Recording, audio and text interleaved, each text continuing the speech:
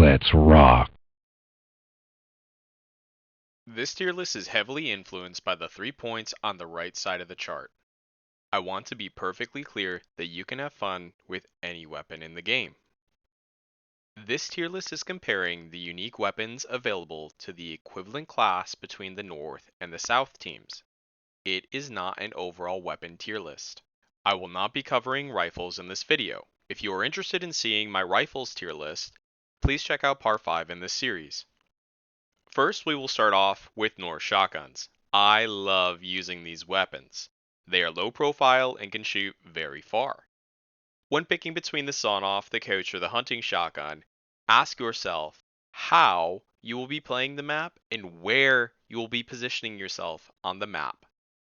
If you can answer those questions, simply determine if the length of the shotgun that you are trying to use will give away your position. You can fire both barrels by pressing your select fire key, and you should never really use the slugs. The North shotguns are fun. I like it. The South shotguns are some of the best weapons in the game. Generally speaking, the trench gun is used to engage enemies the furthest away. The stakeout has the fastest aim down sights, and is best at engaging enemies up to 65 meters. The duckbill is the best at engaging enemies up to 30 meters. When selecting an ammo type, you should always use number 4 buck. The more pellets, the more damage, and the better chance for you to get an instant kill via the head, the heart, or the spine. The trench and stakeout are the best shotguns, while the duckbill is going to be good due to the fact its optimal engagement range is less than a flamethrower. These guys don't stand a chance. The MAP 49 is a North submachine gun. It comes in 2 variants, the French, which shoots farther and slower, and the Viet version, which shoots faster and closer. I personally prefer the Viet. A single click is about 2 to 3 bullet bursts, which is generally the amount of bullets that I tried to shoot at another player. Honestly, both are good. Just see which one feels more comfortable to you. It's ass-kicking time.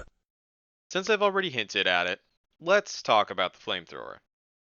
It's the best close range weapon in the game. One little touch of fire and you are instantly dead. Nothing in the game has better close range killing potential, and there is no better feeling than torching an entire ambush deploy.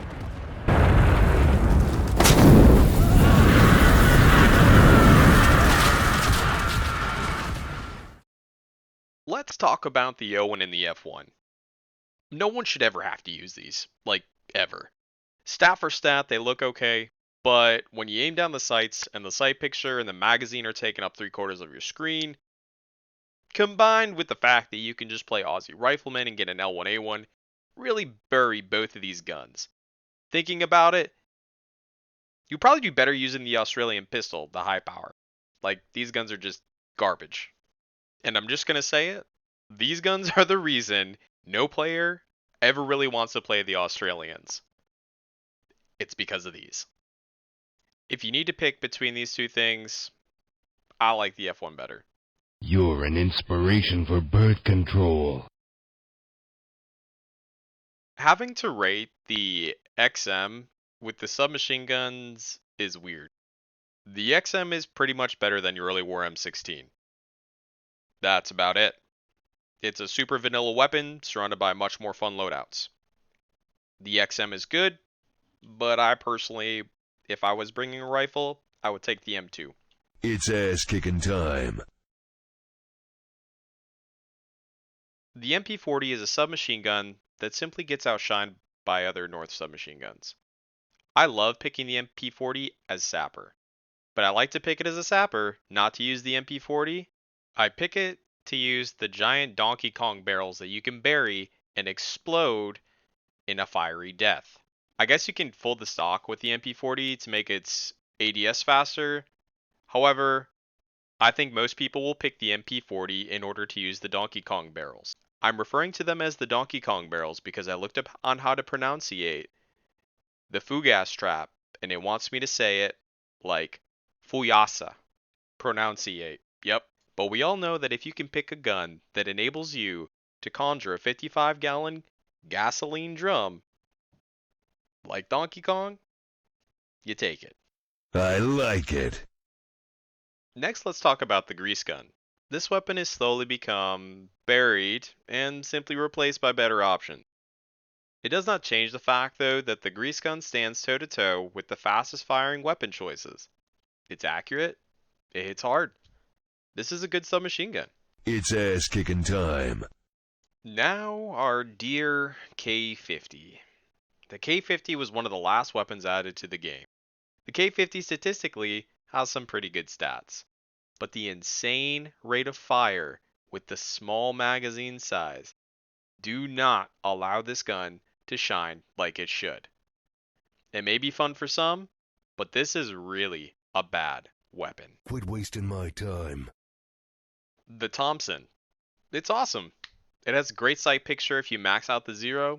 That has select fire for long range engagements. It feels so good to use. What does not feel good though is realizing how little ammo you spawn with. You will likely find yourself always needing more ammo with this gun. And it is debatably the South's best submachine gun. I think the Thompson is very good. It's ass-kicking time. The best submachine gun in this game, hands down, is the Pt6. It has the ability to hold the most bullets, it is one of the fastest firing weapons in the game, and it has select fire for long range engagements. This weapon gives you the ability to engage at close range, medium range, and long range. It's freaking cool. And if you use the drum mags, you can spend more time slaying and less time reloading. The Pt6 is the best. Say hello to my little friend. One odd thing, but it's also pretty cool, is that the Sapper gets access to the BAR. This is pretty unique because the BAR is technically classified in the game as a machine gun, which makes the Sapper the only class in the game that has access to a quote-unquote machine gun. I personally like putting the BAR on slow fire and using it very similar to how I play Rifleman. But for being the only machine gun loadout, it is the best. These guys don't stand a chance. The last weapon on the list is the MOS 49 rifle grenades. Rifle grenades are insanely powerful. There is no arming distance, and you can accurately target marks out to 260 meters. This means if you sit far back enough in the combat area, nothing can kill you unless they have direct line of sight. Using the rifle grenade is also fantastic at clearing rooms. Just rush into fortified positions and sacrifice yourself in exchange for killing enemy squad leaders. Firing bullets from the rifle grenade variant has an insanely high recoil though, way more than the normal MOS 49. Since there's no other weapon really like the rifle grenades are the best. These guys don't stand a chance. So, in the battle between the Southern Pointman versus the Northern Scout, it is really close. Probably the closest of all the classes. One thing that I don't cover in the weapon tier list is equipment. The Pointmen get claymores, smoke, and grenades. The North can get smoke, tripwires, and Molotovs as the NLF. Molotovs are busted. They burn for 60 seconds and are probably invisible to players 1/4 of the time. Just because of how good Molotovs can be, the NLF Scout is the best. But don't sleep on Pointman. They are also amazing with all their unique loadouts. Hail to the king, baby.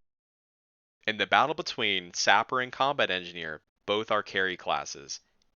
These classes are both responsible for doing the heavy lifting on either team.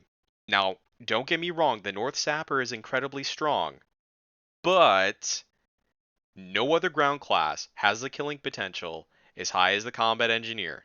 The Combat Engineer really can clear entire grid squares by themselves with C4 or Willie Pete alone. Not to mention torch ambushes in the blink of an eye.